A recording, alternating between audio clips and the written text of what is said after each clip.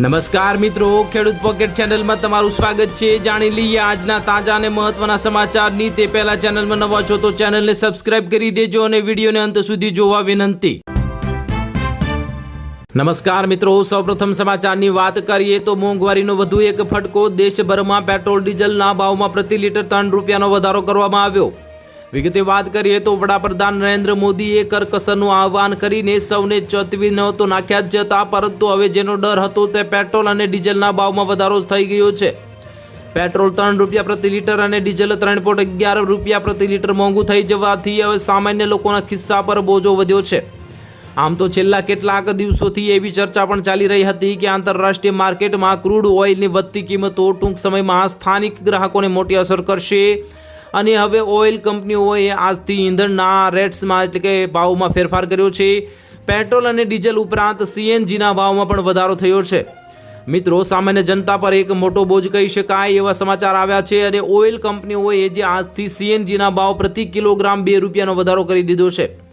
આ સુધારા બાદ દિલ્હીમાં સીએનજીની કિંમત હવે ₹79.09 રૂપિયા પ્રતિ કિલોગ્રામ થઈ ગઈ છે।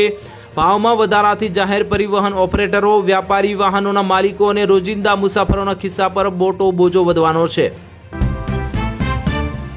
ત્યાર પછીના મહત્વના સમાચારની વાત કરીએ તો ખાંડની નિકાસ પર પ્રતિબંધ, ભારતે લીધો મોટો નિર્ણય। વિગતે વાત કરીએ તો ભારતે ખાંડની નિકાસ પર પ્રતિબંધ મૂકી દેતા એક નોટિફિકેશન જાહેર કરવામાં આવ્યું છે અને કહ્યું છે કે હાલમાં 30 સપ્ટેમ્બર સુધી અથવા તો આગામી આદેશ સુધી ભારતમાંથી ખાંડની નિકાસ પર પ્રતિબંધ મૂકવામાં આવ્યો છે। ભારત દુનિયામાં ખાંડનો બીજા નંબરનો ઉત્પાદક દેશ છે। ભારતમાં ચીનની કિંમત વધતી રોકવા માટે આ નિર્ણય લેવામાં આવ્યો છે। આ વર્ષે આગામી સત્રમાં ખાંડના ઉત્પાદન પર અસર પડે એવી આશંકા વ્યક્ત કરવામાં આવી રહી છે।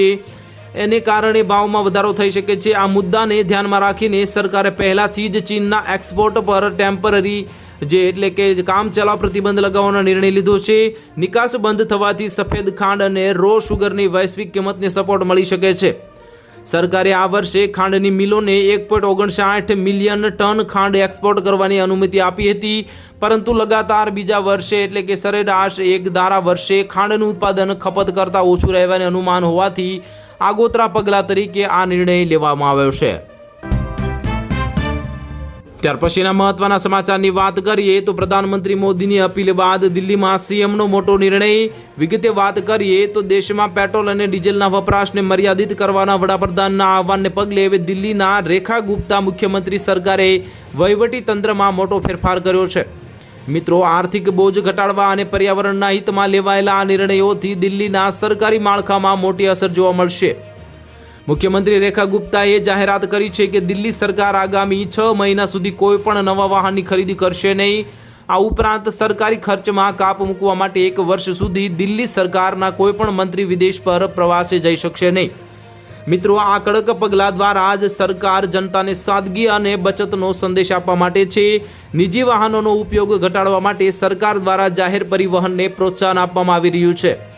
આ અંતર્ગત દિલ્હીની 29 જેટલી રહેણાંક કોલોનીઓમાં સરકારી કર્મચારીઓ માટે ખાસ 58 બસો દોડાવવામાં આવશે। આ સુવિધાને કારણે હજારો કર્મચારીઓ પોતાના અંગત વાહનોને બદલે બસમાં મુસાફરી કરી શકશે અને જે સીધી રીતે પેટ્રોલ ડીઝલની બચતમાં મદદરૂપ થશે। ત્યાર પછીના મહત્વના સમાચારની વાત કરીએ તો ટામેટા અને કોબીજથી લઈને બિસ્કિટ અને તેલ સુધી ભાવ વધ્યા। આનાથી તમારા ખિસ્સા પર થશે નોંધપાત્ર મોટો અસર થશે। વિગતે વાત કરીએ તો જો તમે બજારમાંથી શાકભાજી અથવા તો કરિયાણાનો સામાન ખરીદવાનું વિચારી રહ્યા છો તો તમારા પર્સને થોડું વધુ ઢીલું કરવા માટે તૈયાર રહેજો। ટામેટા અને કોબીજથી લઈને તમારા મનપસંદ બિસ્કિટ અને રસોઈ તેલ સુધી તમારા રસોડાના બજેટમાં થોડો વધુ વધારો થવાનો છે।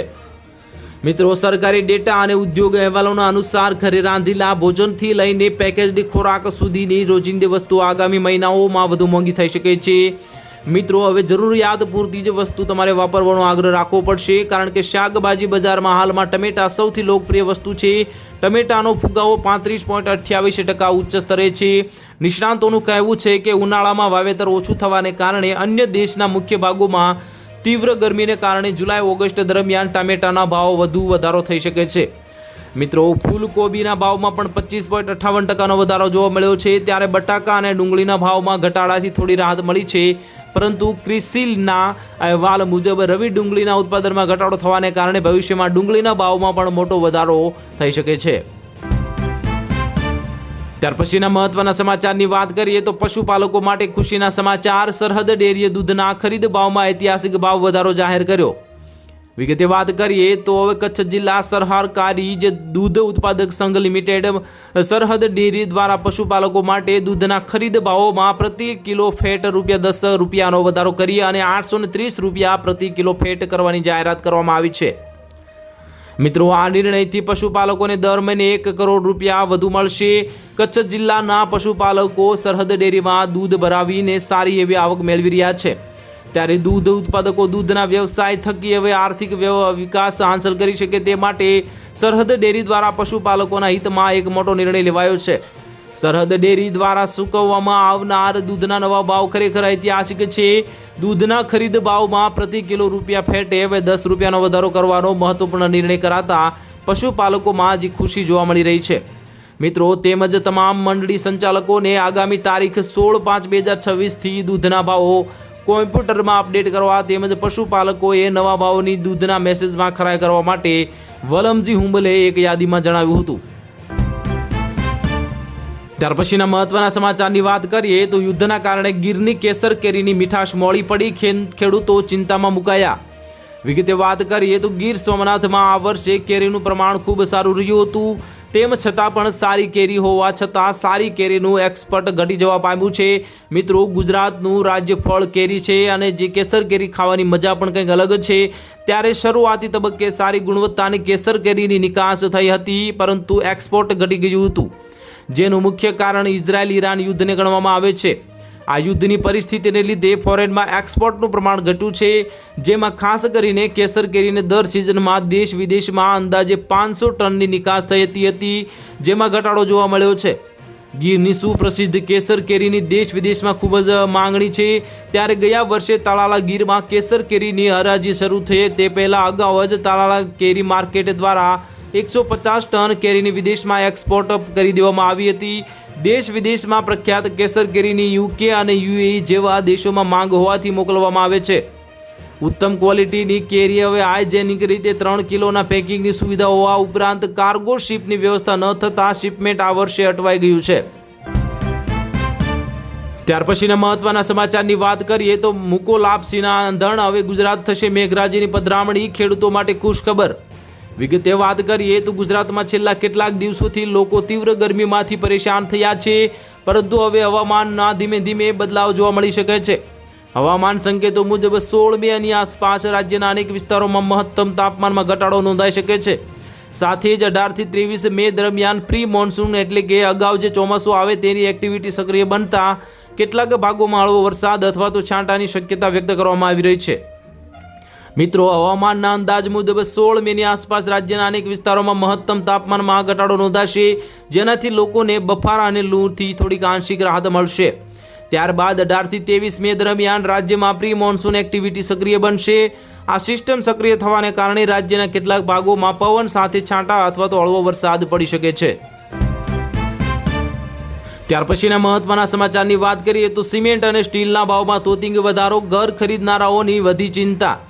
વિગતે વાત કરીએ તો ભારતીય રિયલ એસ્ટેટ ક્ષેત્રે અત્યારે અભૂતપૂર્વ પડકારોનો સામનો કરી રહ્યું છે.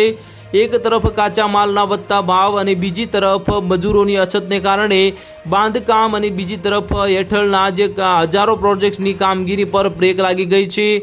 રિયલ એસ્ટેટના જે પ્રોડક્ટ્સની કામગીરી પર બ્રેક લાગી ગઈ છે, ત્યારે હવે સર્વોચ્ચ સંસ્થા ક્રેડાઈએ આ બાબતે ચિંતા વ્યક્ત કરતા કેન્દ્રીય આવાસ અને શહેરી બાબતોના મંત્રાલયને પત્ર લખીને રાહતની માંગ કરી છે. આ ભાવ વધારાનો ડામ પશ્ચિમ એશિયા એટલે કે મિડલ ઇસ્ટમાં ચાલી રહેલા સંઘર્ષની સીધી અસર ભારતમાં બાંધકામ ઉદ્યોગ પર જોવા મળી રહી છે. સપ્લાય ચેન ખોરવવાને કારણે એનર્જી સેક્ટરમાં અનિશ્ચિતતા પેદા થઈ છે અને રિપોર્ટ અનુસાર સિમેન્ટની કિંમતોમાં પણ 30% ઉછાળો જોવા મળ્યો છે. સ્ટીલમાં 5 થી 10% પણ મોંઘું થયું છે અને એલ્યુમિનિયમ 8 થી 12% વધારો જોવા મળ્યો છે. મોરબી ટાઇલ્સની વાત કરીએ તો ચિરામિક હબમાં ગેસની અછતને કારણે ટાઇલ્સના ભાવમાં પણ 35% સુધીનો વધારો ઝીંકાયો છે. કુલ મળીને બાંધકામ ખર્ચમાં 6 થી 10% સીધો વધારો થયો છે, જેના બોજ હવે અંતે ઘર ખરીદનારા ગ્રાહકો પર આવી શકે છે। ત્યાર પછીના મહત્વના સમાચારની વાત કરીએ તો સોના ચાંદીના ભાવમાં ઐતિહાસિક કડાકો। ચાંદીમાં એક ઝાટકે ₹11,000નો ધરખમ ઘટાડો થયો। વિગતે વાત કરીએ તો ભારતીય બજારમાં સોના અને ચાંદીના ભાવમાં આજે ઐતિહાસિક કડાકો જોવા મળ્યો છે। રોકાણકારોમાં ભારે નફાખોરી અને વૈશ્વિક બજારની અસરોને કારણે કિંમતોમાં મોટો ઘટાડો નોંધાયો છે। સોના ચાંદીના ભાવમાં ભીષણ ઘટાડા પાછળ મુખ્યત્વે રોકાણકારો દ્વારા કરવામાં આવેલી પ્રોફિંગ જે બુકિંગ જવાબદાર છે અને અગાઉના બંધ ભાવથી અંદાજે ₹9,436નો ઘટાડો જોવા મળી રહ્યો છે, જ્યારે ઉચ્ચ સ્તરની આ કડાકો 11,644 સુધી પહોંચ્યો છે। મિત્રો, વાત કરીએ તો અગાઉના બંધ ભાવથી અંદાજે ₹1,442નો ઘટાડો નોંધાયો છે, જે દિવસ દરમિયાનના ઉચ્ચ સ્તરથી જોતા ₹1,717 સુધીનો કડાકો દર્શાવે છે। આ ઉપરાંત વૈશ્વિક સ્તરે અમેરિકા અને ચીન વચ્ચેની વાતચીત થતાં પર્શિયન ગલ્ફમાં યુદ્ધની સ્થિતિ વચ્ચે હવે રોકાણકારો સાવચેતીભર્યું વલણ અપનાવી રહ્યા છે, ત્યારે ડોલરની મજબૂતી અને ભારતીય બજારમાં આયાત જકાતમાં ફેરફારની અસરે પણ આ કિંમતો પર જોવા મળી રહી છે। ત્યાર પછીના મહત્વના સમાચારની વાત કરીએ તો મોંઘવારીનો વધુ એક માર। આગામી જુલાઈ મહિનાથી દવાની કિંમતોમાં થશે મોટો વધારો। વિગતે વાત કરીએ તો ગુજરાતના સામાન્ય નાગરિકો માટે ચિંતાજનક સમાચાર સામે આવ્યા છે। મોંઘા તેલ અને ગેસ બાદ હવે સામાન્ય જનતાના ખિસ્સા પર વધુ એક બોજ પડવા જઈ રહ્યો છે। આગામી જુલાઈ મહિનાથી જ રાજ્યના અનેક જીવન રક્ષક અને સામાન્ય વપરાશની દવાઓના ભાવમાં વધારો થવાની પૂરેપૂરી શક્યતા વ્યક્ત કરવામાં આવી છે। ફાર્માસ્યુટિકલ કંપનીઓએ કાચા માલના વધતા ભાવને કારણે દવાની કિંમતો વધારવાની તૈયારીઓ શરૂ કરી દીધી છે।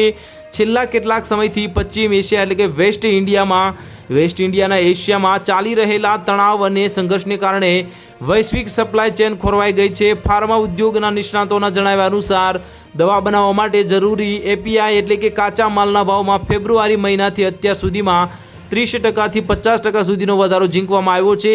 આ ખર્ચને સરભર કરવા માટે ફાર્મા કંપનીઓએ હવે દવાની છૂટક કિંમતોમાં વધારો કરવાનો નિર્ણય લીધો છે।